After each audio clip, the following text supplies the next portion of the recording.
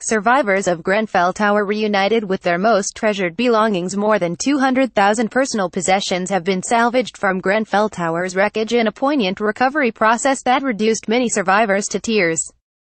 Michael Lockwood, who has overseen work at the London block, said items of great sentimental value, including jewellery and photos, had been reunited with their owners.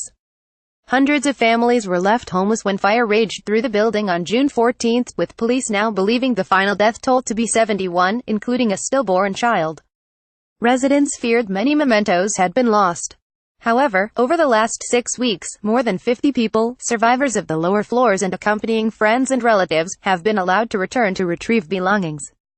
Access to the site has been restricted as police carry out a painstaking investigation, including the removal of the dead. It is expected to be handed back to the Royal Borough of Kensington and Chelsea.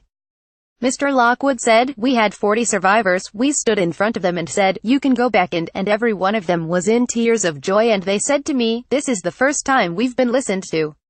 So far, around 30,000 belongings have been catalogued, cleaned and returned to survivors.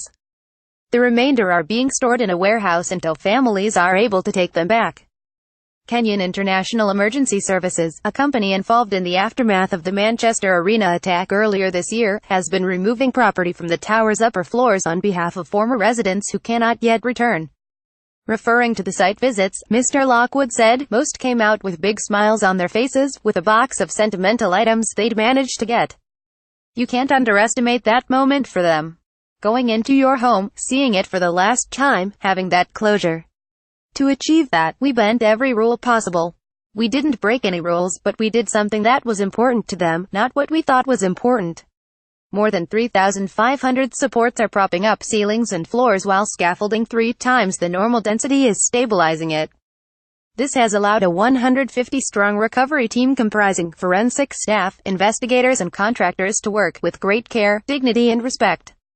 A lift installed on the building's side has enabled items on the tower's higher levels to be recovered, which would be difficult to remove through the central stairway.